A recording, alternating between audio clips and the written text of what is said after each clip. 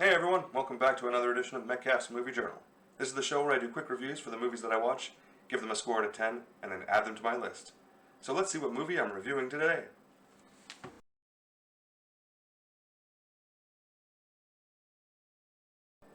On June 10th, I watched City Slickers, which came out in 1991. Billy Crystal, an actor I need to watch more of, stars alongside Bruno Kirby, an actor I've never heard of, and Daniel Stern, an actor I only ever knew of as that other bad guy from Home Alone, in what would turn out to be a way better than I expected it to be tale about three almost 40-year-olds on a midlife crisis adventure. The three of them have decided to prove themselves as cowboys, out on a tourist-style dude ranch, and I don't know exactly what I was expecting, but I know I was a little worried it was going to be similar to Three Amigos, another trio comedy from just 5 years earlier that's just never been one of my favorites. They both have similar scores on IMDb, and they both seem to garner similar responses, but the two movies' similarities really do start and stop with the general age, gender, and color of the three leading actors. Because past that, the movies are completely different.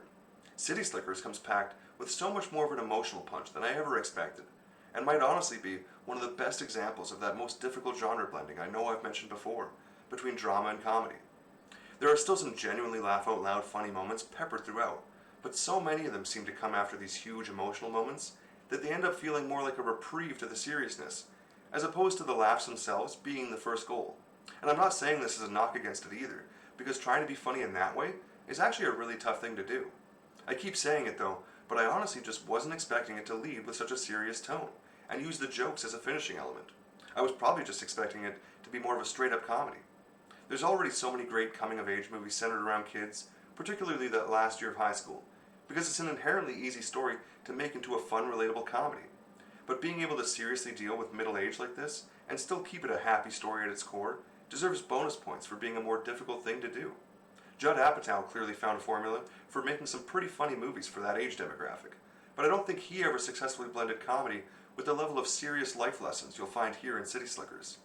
I haven't even mentioned Jack Palance yet, but he stars as Curly, the wise old cowboy with some amazingly profound wisdom to spout throughout. He actually beat out Harvey Keitel, Ben Kingsley, and Tommy Lee Jones for the Best Supporting Actor award that year, and I have to say it was well deserved, because his performance really carried the soul of the entire film, and his presence alone made the entire thing feel more important and real. His message of finding the one thing in life that matters most strongly resonated with me, so I think that alone has a lot to do with why I liked this one as much as I did.